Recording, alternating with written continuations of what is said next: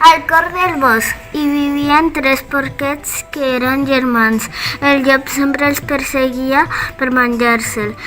Per poder escapar-se del llop, els 3 porquets van decidir fer-se una caseta. Porquets, ja sou massa grans. Heu d'anar a fer-vos una casa per vosaltres. Jo em faré una caseta de paella i així acabaré ben de pressa i podré anar a jugar. Doncs jo de fusta, que aguanta més i també la podré acabar ràpid i anar-hi a jugar amb tu. Quina pressa per jugar, jo me la faré de maons. Trigui el que trigui, que aguanta més i això és el més important. Ja veureu què fa el llop amb les vostres cases, ja.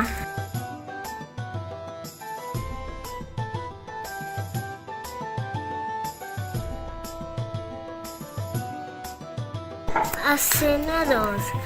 Un dia el llop va sortir de sobte del darrere un arbre i va saltar darrere el porquet petit.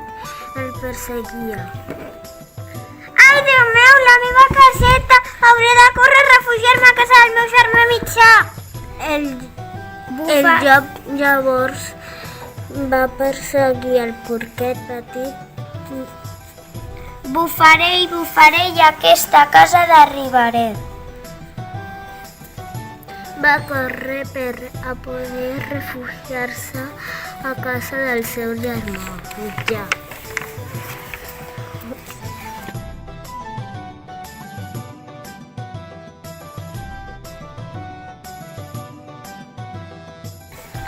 Escena 3.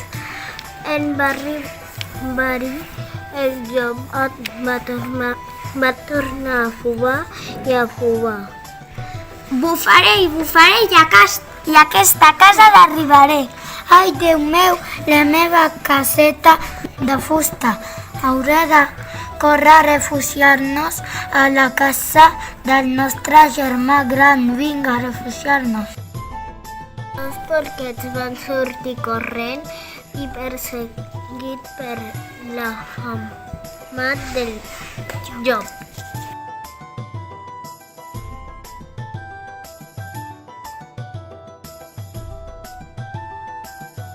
Escena 4.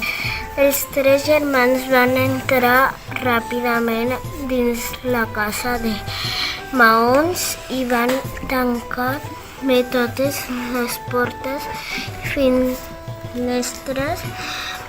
El llop bufa i bufa, però la casa no queia. Bufa i bufa, però la casa aguantava. Cansat i sense alè, el llop va començar a donar moltes ales a la casa buscant algun lloc per on poder entrar amb una escala llarguíssima. Va pujar a la teulada per a colar-se per la xemeneia. Merarit llop entrarà per la xemeneia. Hem de fer una cosa, portem una olla plena d'aigua. La posem al foc de la xemeneia a bullir. El llop golafre va baixar per l'interior de la xemeneia, però va caure dins de l'olla amb l'aigua fugint i es va escaldar. Va fer un salt i va fugir tallar amb uns terribles udols que es va sentir per tot el bosc. Quanta raó tenia el germà gran. Sí, cal fer les coses ben fetes i sense pressa. Ara ja ho hem entès.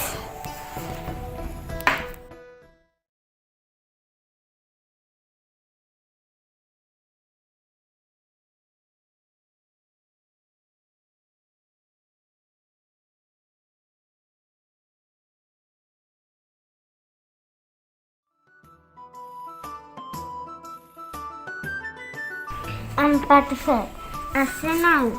Vet aquí que una vegada era un pare i una mare que tenien un fillet tan petitet, que li deien en Patufet. Un dia, la mare, mentre feia coure l'olla, va dir: Ai, fillet, quina titza! Em fa sortir a comprar el dinar. Ja vull al foc i no trobo el safrà enlloc. Mare, si no hi ha safrà, jo us puc anar a buscar.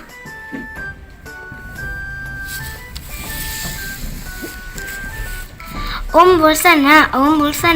No veus que ets massa petitó? La gent et pot trepitjar pel carrer com un cigró. Ja aniré cantant i així si no em veuen bé prou que em sentiran. Bé, d'acord, Patufet, aquí tens un dinaret i ves a seguida a la botiga d'en Josep. Escena 2. I carrer amunt s'encamina aquell marret tan tossut amb els colps i barretina i unes calces de vellut. Patim, patim, patum, homes i dones del cap dret. Patim, patim, patum, no trepitgeu en Patufet. En Patufet arriba a la botiga i demana: Bon dia, vull un euro de safrà. Qui hi ha? Què voleu? Soc en Patufet, aquí li deixo l'euro per una paperina de safrà. Mare de Déu, quines coses s'han de veure. D'acord, aquí tens la paperina. I en Patufet se'n torna a casa tot content amb la paperina de safrà. Patim, patim, patum, homes i dones del cap dret. Patim, patim, patum, no trepitgeu en Patufet. Escena 3. Quan en Patufet arriba a casa, la seva mare el felicita orgullosa. Molt bé, Patufet, estic molt orgullosa de tu. Mare, doncs ara em podríeu deixar portar el dinar al pare, oi? I no, Patufet, que em faries patir molt. Que no, mare, no et preocupis. D'acord, aquí tens, però ves amb molt de compte. Patim, patam, patum, homes i dones del cap dret. Patim, patam, patum, no trepitgeu en Patufet. A mig camí, en Patufet es va aturar i es va asseure a la vora d'un hort per reposar una estona, però heus aquí que de sobte comença a ploure molt fort. Per no mullar-se, va anar tot sol a amagar-se sota una col. Aleshores va venir un bou mig perdut i d'una queixelada es va menjar la col. Molt golut. Patufet, on ets? Patufet, on ets? A la panxa del bou, on no hi neva ni plou. On dius? A la panxa del bou, on no hi neva ni plou. En sentir-ho, els pares van tenir la idea de donar de menjar al bou, per tal que fes un pet i sortís en Patufet. Vinga, bou! Això per tu! I això, vinga, tot! Per tu! Va arribar un moment que el pobre bou ja no podia més i va fer un pet bestial. I com un llampec va sortir en Patufet molt content i espavilat, com si res no hagués passat. Visca estem! I vet aquí un gos, i vet aquí un gat, aquest conte s'ha acabat.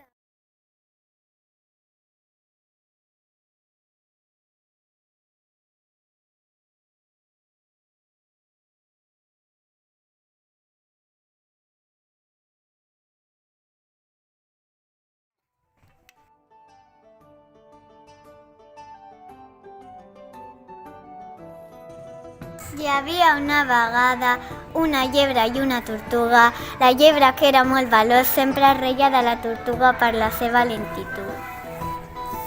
Ai, tortugueta, mira que n'ets de lenta, mentre són de veure, ja, ja, ja. Pot ser que siguis més ràpida, però jo et guanyaré en una competició.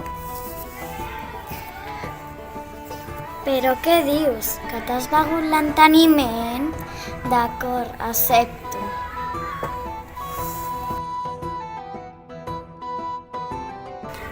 En arribar el dia de la competició i l'hora de la competició, va començar les dues a la vegada. La tortuga va començar just en sentir el xiulet. Amb el seu pas lent però segur, mentre la llebre va fer un gran salt i un sprint bestial.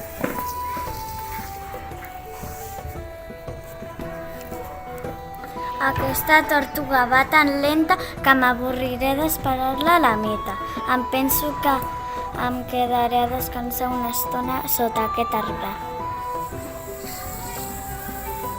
La tortuga no va deixar mai de caminar a pas lent però constant.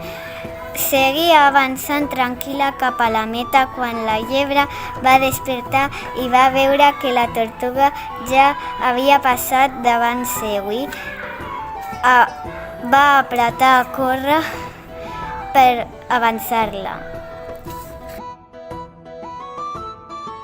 Oh no, però què ha passat? La tortuga està a punt d'arribar a la meta. Hauré de fer un sprint.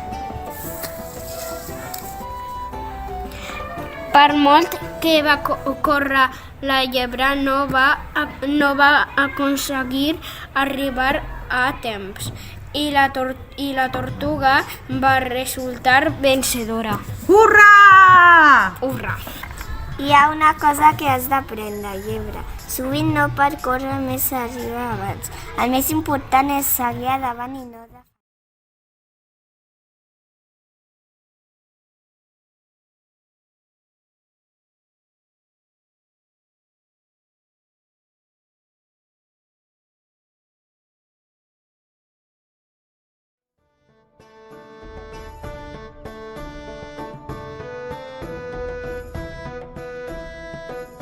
Lleig.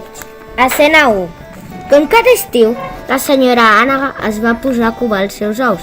Totes les seves amigues del corral estaven desitjoses de veure els seus aneguets, que sempre eren els més bonics de tots. Va arribar el dia en què els aneguets van començar a obrir els ous a poc i tots es van reunir al voltant del niu per veure'ls per primer cop. Mireu, ja s'han obert tots els meus ous. Ai, no, hi ha un que encara no.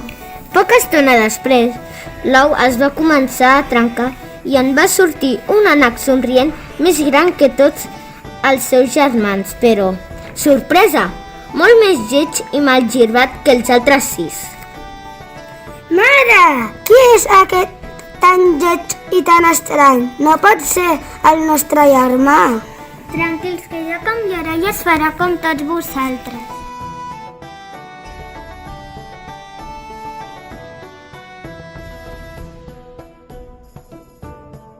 Escena 2. Però van anar passant els dies i l'aneguet no canviava, com els altres esperaven. i tots el rebutjaven per ser tan diferent, ni tan sols el deixaven jugar. Però quina culpa tinc jo de ser diferent? Per què no em deixeu jugar? Au, marxa! No ens agrada com ets. La Nugget va decidir que havia de buscar un lloc on pogués trobar amics de veritat el volguessin malgrat el seu aspecte. I un matí, molt aviat, abans que es llevés ningú del corral, va fugir per un forat de la tanca.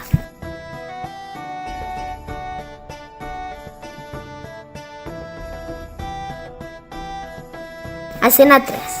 Finalment va arribar la primavera i la Nugget va passar per un estany on va veure les aus més belles que mai havia vist fins aleshores.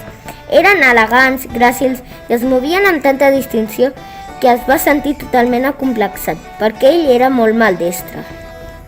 Perdoneu, ja sé que sóc lleig i m'haig girbat, però que podríeu banyar-me amb vosaltres? Fa molt de temps que estic sol.